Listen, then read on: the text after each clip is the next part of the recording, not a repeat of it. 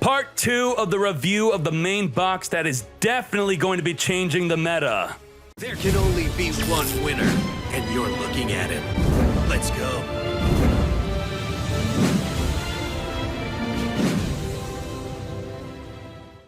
Thunder Dragon.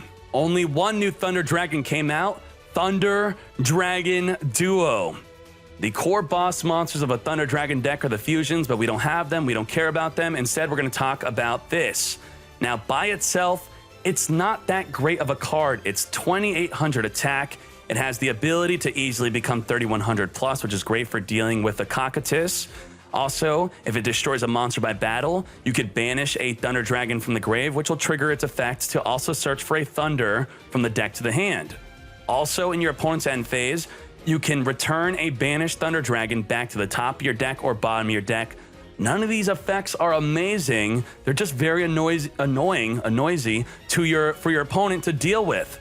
And so what's going to make this good, because those effects aren't that great, is you could easily search it, and you could easily summon it over and over, or you could easily add it back to your hand while it's banished or in the grave. Now, to summon it, you're just going to banish a light and a dark from the graveyard to summon it initially once. Once you initially summoned it the right way and it gets banished or gets sent to the grave, you could summon it with the 100 Thunders. You could summon it with the Dragonhawk just by discarding to special summon it. If you don't know how the deck works, 100 Thunders, you use it again next turn, use it again next turn. You recycle this card over and over. These cards all recycle. The Hawk is light, the rest are dark. You're going to banish them very easily, and that's how you're going to do it. This one card add to the deck makes the deck great. Thunder Dragons lacked in oomph. Now it has a boss monster that can out-Cocytus and just put a whole lot of pressure on your opponent. This is going to be incredibly annoying to deal with. I cannot wait to play this deck. This makes the deck a lot more exciting. Artifact deck type. There's a bunch of artifacts in this box. And how do artifacts work? Well, all of them can be set in your back row. When they get destroyed, they summon on your opponent's turn, then they usually activate with some sort of an effect. Well, you could throw all that into the trash. It's for Exceed summoning. The artifacts in this box are no good. Don't even try to build an artifact deck. You could try, you will fail. Pretty much the best way to build it, maybe we'll play it. Here are a bunch of ways to trigger it, by the way, before we completely disregard it. You know what, maybe I'll build a deck. You let me know if you want to see it. Double Cyclone to destroy your own back row. You set it, you pop it on their turn, summon. It has to be popped on their turn. Bad aim, they activate a card effect, destroy your own back row, summon onto the field. Regeki, destroy your own back row. Yugioh get destroyed, destroy your own back row. Staigo on flip, destroy your own back row. Now here are two example cards of artifact monsters. If you destroy any of them, they summon onto the field. If you destroy the caddy, it will be on the field, and when it gets on the field, you'll be drawing cards per artifact you summon on the field. So it's a good way to draw a bunch of cards. Now, the Beagle. Beagle is good while on the field. When summoned, it can destroy up to 2 back row cards control, so it could summon even more monsters on the field to get drawn. So Catechus and Beagle Tack combined, spam the field, swarm it, and draw. So maybe you could play it with Obelisk, the Tormentor, or maybe Plasma could be a good way to play it. But the one artifact we care about, which we are not going to build an artifact deck for, is Artifact Lancia. Konami, what were you thinking? This card is going to change Duel Links forever. Forget all the top tier decks you know. This card alone is going to mess up the meta. This card in your hand, whenever you want, it's not triggered. You just discard it, and that's it. Your opponent cannot banish cards for the rest of the turn. You could chain it to a card that banishes. They Cosmic Cyclone, discard it, negate the Cosmic Cyclone. Thank you. They activate Invocation. Invocation will banish from the field or graveyard. Chain the artifact Lancia, negated. You can't banish. They're going to need both of their monsters in their hand. Ritual Beasts are all about banishing their monsters to fusion summon. If you preemptively discard the artifact Lancia, that's it. They can't fusion summon. They're stuck on the field with an Elder and a Hawk. They can't even activate the Hawk. It also messes up the Pedalfin effect. That is nuts. Shiranui, brand new deck. Well, if you preemptively activate the Lancia, they cannot use the Spectral Sword in the graveyard, the level 2 tuner. They can't even use Solitaire effect. If they activate Gold Sark, you chain, negate the Gold Sark. Negate Shogun, level 8, that would banish a card from the grave. It's like a Sealed Tombs that you could just chain. That is ridiculous. Black Wings, you think they have a Simoon, which they always have Simoon, just activate in your draw phase to negate Simoon. They cannot activate Simoon effect to banish. If you see a Smiger or a Thisfern in the graveyard, or you think you're playing against Crystal Beast, Cristrons, you're going to discard the Lancia, negate, they can't banish. It's a pretty good counter. Fortune Ladies, activate Past to banish the light. I don't think so. Negate. Vendrids, they activate Origin to banish from the grave. Activate Lancia. Negate. This is going to have an impact versus many, many decks, but you want to know what top tier deck it does not have a negative impact on? Dark Lords. Dark Lords are unaffected.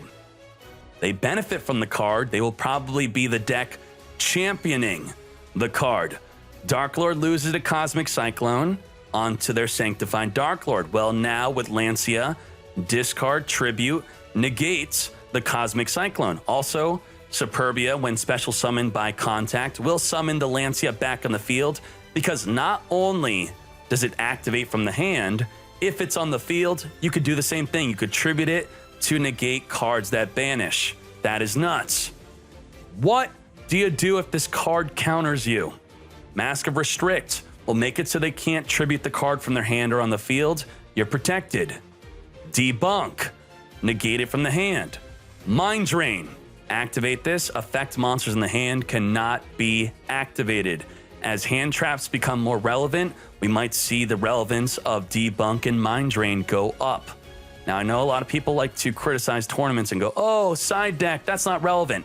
This is a side deck card that people are going to main deck. Heroics, incomplete deck type for Exceed Summoning. Maybe in the future, it'll be good. Don't look at it. Close your eyes. New super rare and ultra rare cards that are not specifically tied to a deck type. Let's talk about Drago Dia. This card I'm a big fan of. I played it in the TCG. I played it a lot. I played it in Chaos decks. I played it in anti-meta decks. What does it do? Well, if your opponent deals battle damage to you, which you could force by swinging into a bigger monster, you're going to summon Drago Dia. Drago Dia is going to gain 600 attack and defense per card in your hand. If you lose a card, gain a card, its attack and defense will change. Now, you could discard a monster to take control of an opponent's monster only if the level of the monster you discarded is the same level as your opponent's monster. So, what you need to consider with this card is, in the TCG, you could force its summon in your battle phase, then use its effect in main phase too. You can't do that in Duel Links. Also, in the TCG, you'd open up 5 cards in your hand. Duel Links, you only open up 4. So, if you turn one pass with 4 cards in your hand, they attack, it's only going to be 1,800 attack and defense, where in the TCG, it would be 2,400. Much better.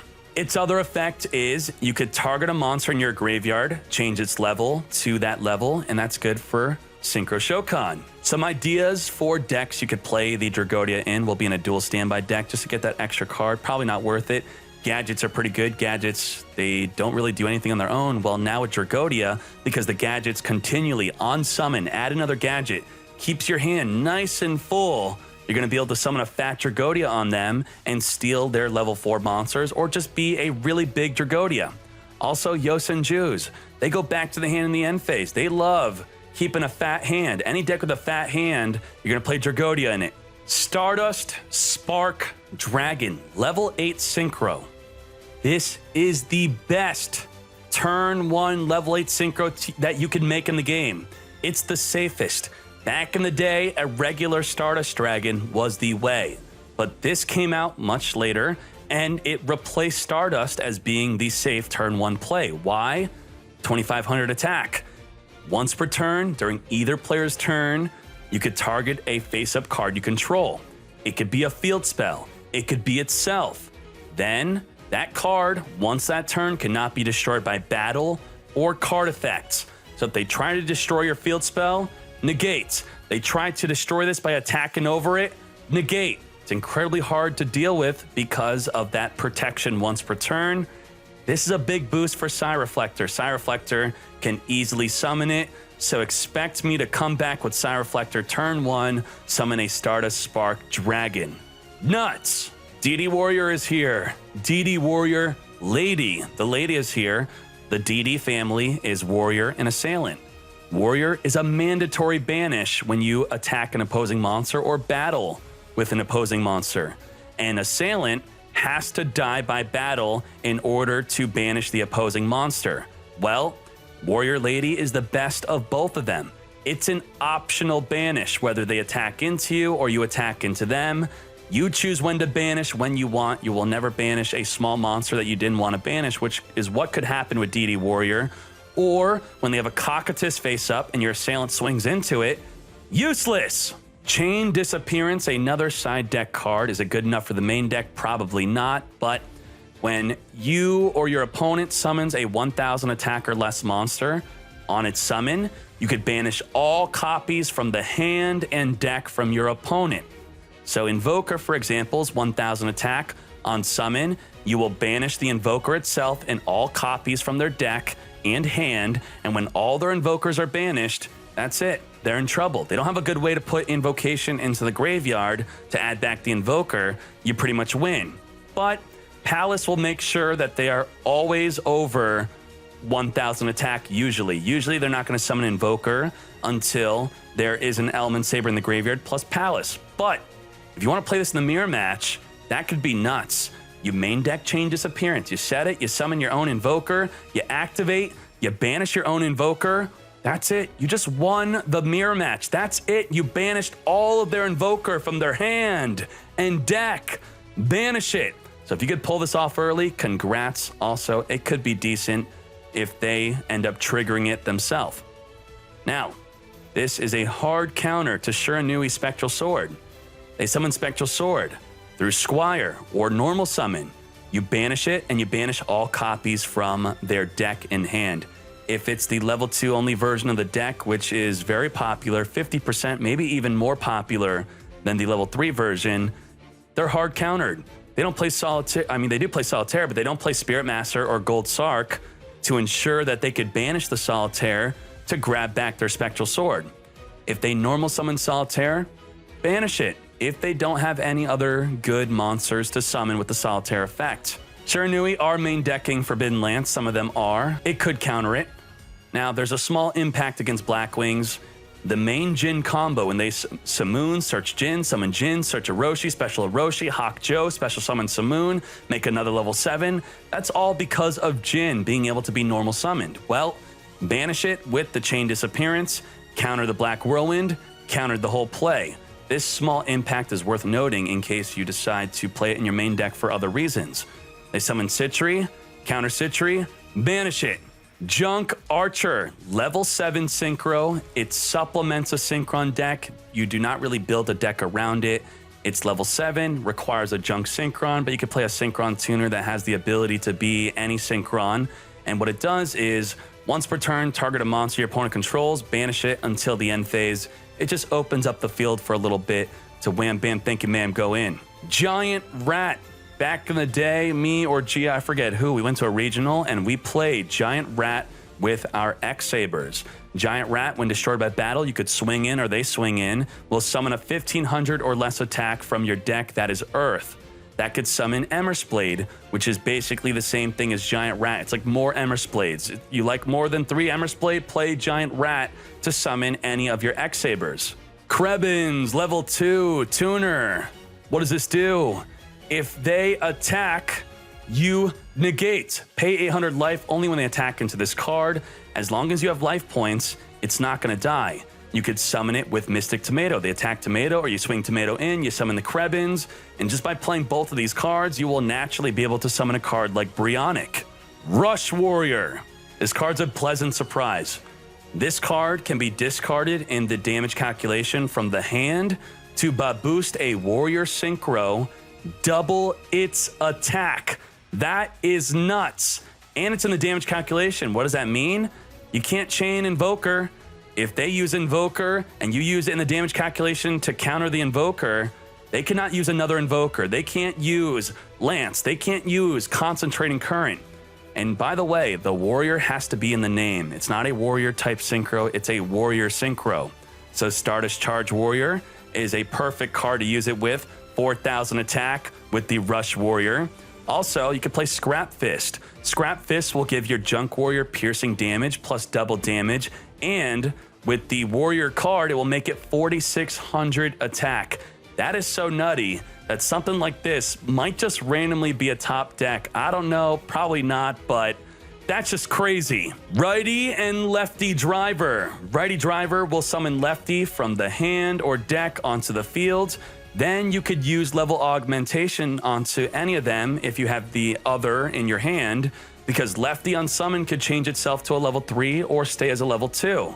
So a level augmentation, reveal level 1, that will make a Junk Warrior, or level augmentation, reveal the Lefty in the hand after making it a level 3. Well, that's what you would do with the level 1. Hopefully you're not confused right now. Just know that with level aug plus a Righty and any of them in your hand equals a Junk Warrior. Or you can make any other Synchron because the Righty Driver counts as any Synchron tuner.